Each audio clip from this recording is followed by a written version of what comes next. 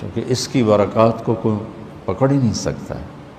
آج سارے شیطان قید ہو گئے، چاند نظر آیا شیطان غائب ہو گئے، قید ہو گئے۔ تصفد فیہم مردۃ الشیاطین، بڑے بڑے شیطان قید ہو جاتے، اس لیے تو نمازی بڑھ جاتے، وہ پھر آہستہ آہستہ گھٹ جاتے ہیں کہ وہ ایمان کی اتنی طاقت نہیں ہوتی کہ وہ چل سکیں، لیکن ایک دفعہ جب وہ چھوٹتے ہیں شیطان سے تو سیدھے مسجد میں آتے ہیں۔ دوسرا کیا ہوا؟ جنت کو دھونی دی جانے لگی اور جنت کو سجایا جانے لگا روزے رکھنے والوں کے لیے۔ تیسرا کیا ہوا کہ ساری جاندار مخلوق روزہ رکھنے والوں کے لیے دعا میں لگ گئی، دعا میں مشغول ہوگی۔ چوتھا کیا ہوا؟ روزے دار کے منہ سے جو ایک سمیل آتی ہے خالی معدے کی، وہ اللہ تعالیٰ کو مشک سے زیادہ اچھی لگتی ہے، پسندیدہ ہوتی ہے۔ اور پانچواں کیا ہوا کہ اللہ تعالیٰ رمضان کی آخری رات سب کی بخشش فرما دیتے، اور اس وقت اللہ کا عرش پہلے آسمان، روزانہ تہجد میں عرش الہی پہلے آسمان کی طرف آتا ہے۔ یہ اللہ کو پتہ ہے اس کا کیا مطلب ہے، یہ اللہ کے نبی کو پتہ ہے، ہم اس پر ایمان لائے۔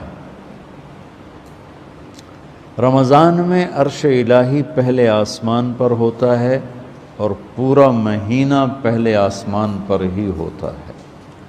جہنم کے دروازے تالے لگا دیے گئے، جنت کے دروازے تالے کھول دیے گئے۔ پہلی امتوں کو ان باتوں میں سے ایک بات بھی نصیب نہیں تھی، ان کے لیے رمضان اور غیر رمضان ایک طرح تھا۔ فضیلت ملتی تھی، لیکن جیسے ہمیں اسپیشل خصوصی پیکج نہیں ہوتا، یہ فون والے پیکج نکالتے ہیں، تو میرے اللہ نے اس امت کے لیے خصوصی پیکج تیار کیا ہماری بخشش کے لیے۔ ہمیں رات کی نماز عطا فرمائی قرآن سننے کے لیے، چونکہ اللہ نے قرآن کو باقی رکھنا ہے۔ تورات، زبور، انجیل تو ٹیمپریری کتابیں تھیں، اس لیے وہ مٹ گئیں، ان کے ترجمے پائے جاتے ہیں۔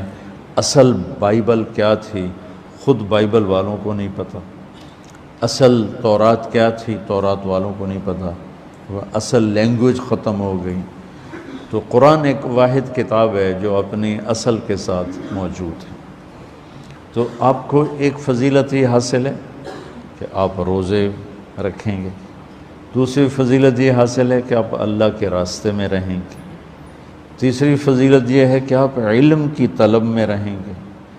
تو اس سے خوبصورت رمضان کسی کا نہیں ہو سکتا۔ یا جو اللہ کی راہوں میں دھکے کھا رہے ہیں، کوئی پیدل چل رہا ہے، کوئی اونٹ سراؤں میں چل رہا ہے، کوئی سفر کر رہا ہے، یا آپ ہیں جو گھر کو چھوڑ کر اللہ کا دین سیکھنے کے لیے جمع ہیں، آپ کا رمضان انتہائی عالی شان رمضان۔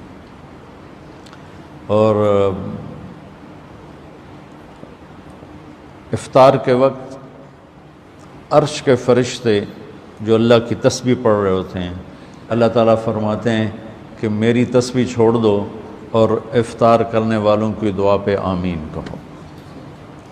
تو جب لوگ اکٹھے ہوتے ہیں افطاری کے لیے، حرمین میں بڑا ایمانی روح پرور منظر ہوتا ہے دیکھنے والا، کہ لوگ وہاں اپنے دسترخوان لگاتے ہیں، پھر دوڑ لگاتے ہیں لوگوں کو پکڑنا، بھی آپ میرے دسترخوان، آپ میرے دسترخوان پر ہیں۔ چھوٹے چھوٹے بچے اور بڑے بڑے شیخ، ان کے مالدار رئیس نواب ٹائپ لوگ، وہ بھی نوکروں کی طرح بھاگ رہے ہوتے ہیں کہ آپ میرے دسترخوان، آپ میرے دسترخوان پر آ جائیں۔ دسترخوان زیادہ ہوتے ہیں اور لوگ باہر بھی ہوتے ہیں، بکھرے ہوتے ہیں، تو ہر ایک کی تمنا ہوتی ہے کہ لوگ میرے دسترخوان پر سارے آ جائیں۔ تو حرمین کی برکتوں کو تو خیر کوئی بھی نہیں پہنچ سکتا ہے، لیکن حرمین کی برکتوں کے بعد اللہ کے علم کو لینے کے لیے روزے کی حالت بہت اعلیٰ چیز، بہت خوبصورت چیز ہے۔ تو اس امت کو رمضان خصوصیت سے ملا، جس میں اللہ تعالیٰ نے لیلۃ القدر اتاری، جس میں اللہ کے نبی نے اعتکاف رکھا، اور اس کا فرض روزہ، اس کی قیمت آپ اس حدیث سے لگائیں، لو ان رجلا صام یوما تطوعا ثم اعطی ملء الارض ذهبا لم یستوف ثوابہ دون یوم الحساب۔ جس شخص نے نفل روزہ رکھا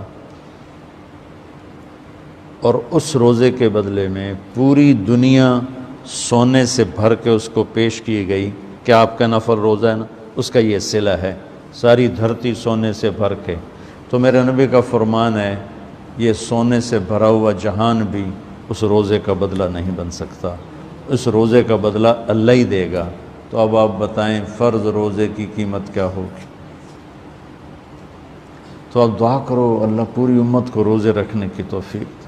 اللہ تعالی ہمارے سرحد کے بھائیوں کو جزائے خیر دے۔ پٹھان روزہ نہیں چھوڑتے، بہت کم، وہ نماز نہیں پڑھتا ہوگا لیکن مر جائے گا، روزہ نہیں چھوڑے گا۔ یہ ان میں ہمارے ان بھائیوں میں خصوصیت ہے۔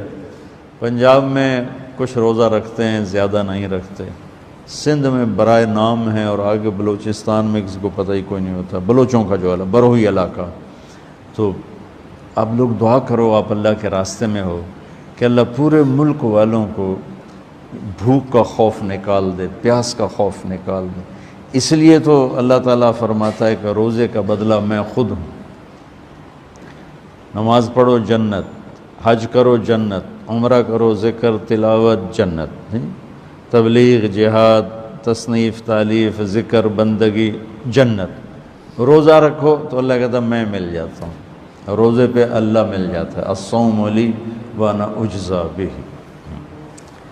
اور روزہ دو چیزیں پیدا کرتا ہے، صبر اور تقوی۔